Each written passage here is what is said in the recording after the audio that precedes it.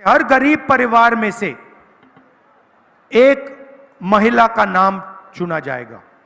हिमाचल प्रदेश में, उत्तर प्रदेश, तमिलनाडु, हर प्रदेश में इस लिस्ट में किसान के परिवार होंगे, मजदूर के होंगे, बेरोजगार युवाओं के परिवार होंगे, छोटे व्यापारियों के परिवार होंगे। 5 जुलाई को करोड़ों महिलाओं के बैंक अकाउंट में 8,500 रुपए आपको मिलेगा। जुलाई में 5 जुलाई, 5 अगस्त, सितंबर, अक्टूबर, नवंबर, दिसंबर, जनवरी, ठकाठक ठकाठक ठकाठक ठकाठक ठकाठक अंदर। और मैं आपको अभी बता रहा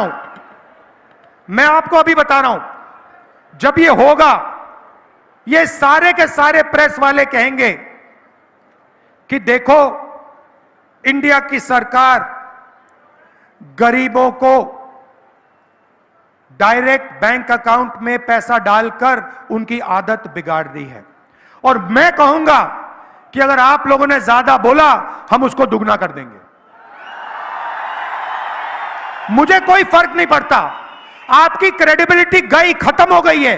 कोई आपकी बात सुनता ही नहीं है, क्योंकि आप उनके हो। आप हमारे हो ही नहीं, आप जनता के हो ही नहीं, आप किसानों के, मजदूरों के, छोटे व्यापारियों के हो ही नहीं। नोटबंदी की नरेंद्र मोदी जी ने, हिंदुस्तान के सारे छोटे व्यापारियों को खत्म कर दिया। जीएसटी, गलत जीएसटी लागू की, प्रेस वालों ने एक शब्द नहीं बोला, बिल्कुल चुप बैठे रहे। तो इसीलिए हर महीने खटाखट खटाखट खटाखट खटाखट अंदर जाएगा, और उस दिन तक जाएगा जिस दिन तक ये परिवार गरीबी रेखा से नीचे होंगे। जब परिवार गरीबी रेखा से ऊपर आ जाएगा तो उसके खाते में यह पैसा नहीं आएगा, मगर उस दिन तक सब गरीबों को हिंदुस्तान की सरकार 1 लाख रुपए साल का देगी। यहां पे किसानों को प्राइस फिक्सिंग का मुकाबला करना पड़ता है। जैसे मैंने कहा, अदानी जी आते हैं, किसानों को सेब बेचना होता है, प्राइस गिर जाती है, और उसके एकदम बाद जब किसान सेब बेच देता है, प्राइस बढ़ जाती है। यह हालत पूरे देश में है। किसान जाते हैं, मार्केट में जाते हैं, कुछ भी खरीदते हैं, शर्ट, पैंट, मोबाइल फोन, उस पर प्राइस लिखी होती है, मगर किसानों को सेब के लिए, अनाज के लिए, गेहूं के लिए, कपास के लिए, धान के लिए सही दाम नहीं मिलता है। सही बात है ना? इसीलिए पहली बार हम एक क्रांतिकारी काम करने जा रहे हैं। हिंदुस्तान में, हिंदुस्तान के किसानों को एक कानूनी मिनिमम सपोर्ट प्राइस, कम से कम दाम, कानूनी कम से कम दाम हम देने जा रहे हैं। और वहां नहीं रुकेंगे। मैंने महिलाओं की बात की, 1 लाख रुपए आपके बैंक अकाउंट में जा रहा है। किसानों का हम कर्जा माफ करने जा रहे हैं। जैसे उन्होंने अरबपतियों का किया, वैसे हम किसानों का करेंगे। अच्छा, एक बात भूल गया, यहां पे महिलाएं भी हैं, पुरुष भी बैठे हैं। मैं इनके चेहरे देख रहा हूं, पुरुषों के चेहरे देख रहा हूं, ये देख रहे हैं मेरी ओर, ये कह रहे भैया महिलाओं के बैंक अकाउंट में क्यों, हमारे बैंक अकाउंट में क्यों नहीं? महिलाएं थोड़ी खुश दिख रही हैं, पुरुष सोच रहे भैया बैंक अकाउंट से पैसा हमारे यहां कैसे आएगा, प्लानिंग कर रहे हैं। तो मैं आपको बताना चाहता हूं कि महिलाओं के बैंक अकाउंट में क्यों, और शायद हिमाचल प्रदेश इसका सबसे बड़ा उदाहरण है। 21वीं सदी में स्त्री और पुरुष दोनों काम करते हैं। स्त्री और पुरुष मजदूरी करते हैं, जॉब करते हैं, डिलीवरी का काम करते हैं, कॉल सेंटर में काम करते हैं। 8-10 घंटे हिंदुस्तान के स्त्री और पुरुष घर के बाहर काम करते हैं। उसके लिए स्त्री को और पुरुष को सैलरी मिलती है, पैसा मिलता है, कॉम्पनसेशन मिलती है, मगर फिर शाम को स्त्री और पुरुष घर जाते हैं। पुरुष रिलैक्स करते हैं और स्त्री 8 घंटे और काम करती है। मतलब अगर हिमाचल प्रदेश के पुरुष 8 घंटा काम करते हैं दिन में, तो हिमाचल प्रदेश की जो स्त्री हैं वो 16 घंटे काम करती हैं। ये शायद पुरुषों को बात अच्छी नहीं लगी। देखिए ये ताली और बजा रही हैं, आप थोड़ी ताली कम बजा रही हैं।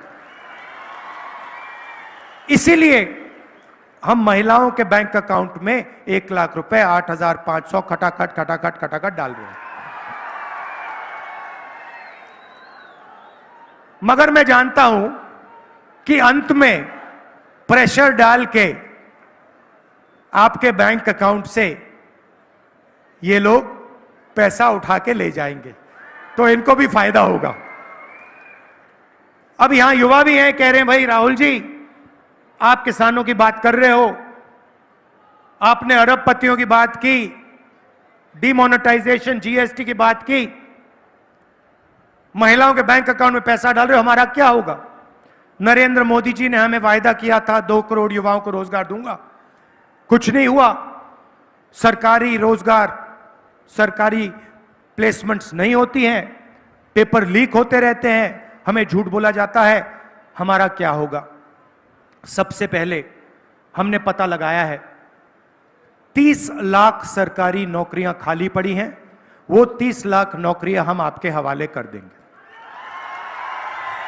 मैं आपको 2 करोड़ का झूठ नहीं बोलूंगा, हमने पता लगाया है, जो हम कर सकते हैं मैं आपको बोलूंगा। तो 30 लाख सरकारी नौकरियां हम आपके हवाले कर देंगे। दूसरी बात, मनरेगा में हम गरीब लोगों को अधिकार देते थे रोजगार का, मगर जो हमारे ग्रेजुएट्स हैं, college graduates, university graduates, diploma holders, उनको मनरेगा योजना से फायदा नहीं होता, क्योंकि वो मजदूरी नहीं करेंगे, वो ग्रेजुएट्स। तो अब हम हिंदुस्तान के ग्रेजुएट्स के लिए एक नया अधिकार लाने जा रहे हैं। इसका नाम है पहली नौकरी पक्की अधिकार।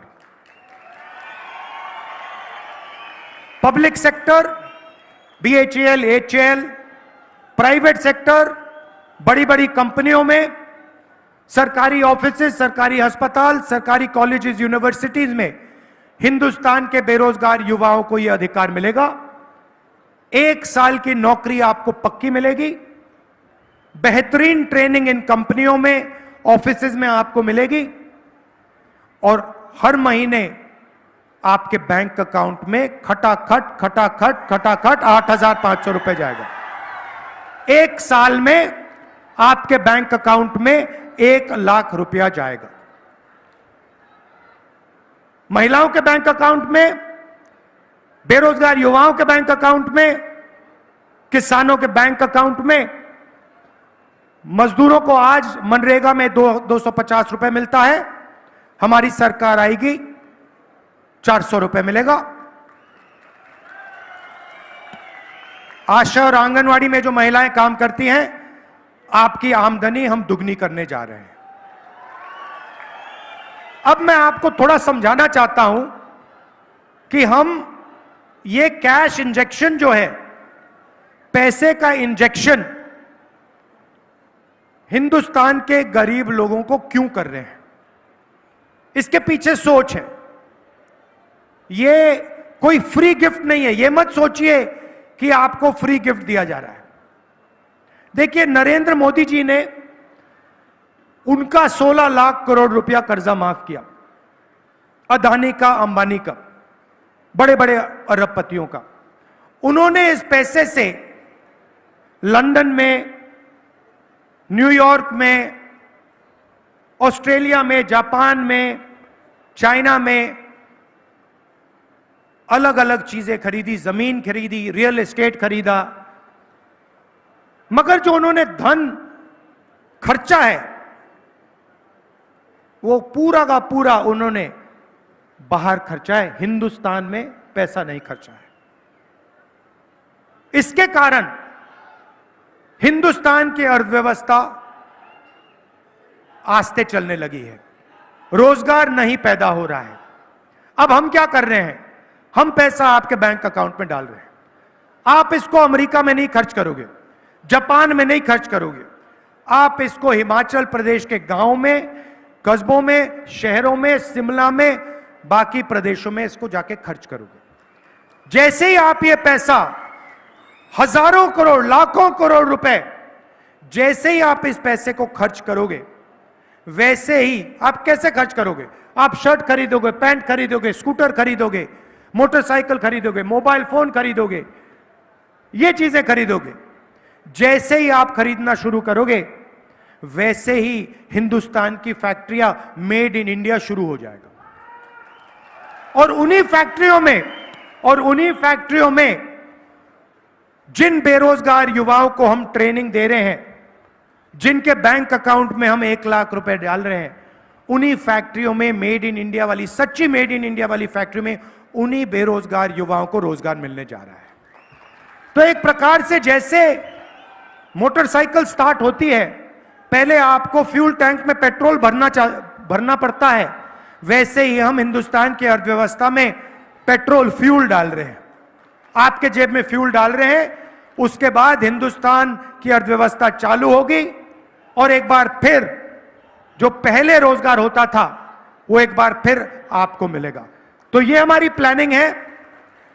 मैं आप सबका दिल से धन्यवाद करता हूं। देखिए, यहां आपदा आई, हमने, हिमाचल प्रदेश की जनता ने आपके चीफ मिनिस्टर के माध्यम से 9,000 करोड़ रुपए मांगे थे। उन्होंने यह पैसा आपको नहीं दिया, मना किया। और उसके एकदम बाद जब हिमाचल प्रदेश को सरकार की सबसे ज्यादा जरूरत थी, उन्होंने पूरा दम लगाकर आपकी सरकार को चोरी करने की कोशिश की। यह आप भूलिए मत। लड़ाई कॉन्स्टिट्यूशन की है, संविधान की है। जो भी आपको मिला है, आपको स्टेट मिला ना, जो आपको हिमाचल प्रदेश स्टेट मिला, वो इस कॉन्स्टिट्यूशन की देन है। इस कॉन्स्टिट्यूशन के बिना हिमाचल प्रदेश प्रदेश ही नहीं बन सकता था। इसीलिए इसकी रक्षा करनी है। यह अंबेडकर जी का कॉन्स्टिट्यूशन है, महात्मा गांधी जी का, जवाहरलाल नेहरू का, और हिंदुस्तान की आवाज इस कॉन्स्टिट्यूशन में गूंजती है। मैं जानता हूं हमारे कार्यकर्ता इस कॉन्स्टिट्यूशन, संविधान के लिए लड़ेंगे और यहां पे हिमाचल प्रदेश में चारों की चारों सीट कांग्रेस पार्टी को आप दिलवाने का काम करेंगे।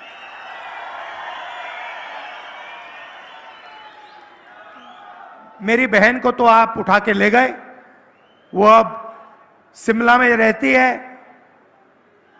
ये याद रखिए कि हम दोनों, प्रियंका और मैं, दिल्ली में आपके सिपाही हैं। सुखी जी और कांग्रेस पार्टी की टीम हिमाचल प्रदेश में आपके सिपाही हैं। दिल्ली में लोकसभा में मैं आपका सिपाही हूं, प्रियंका जी आपकी सिपाही हैं। आप सबका दिल से बहुत बहुत धन्यवाद। नमस्कार, जय हिंद, जय हिमाचल।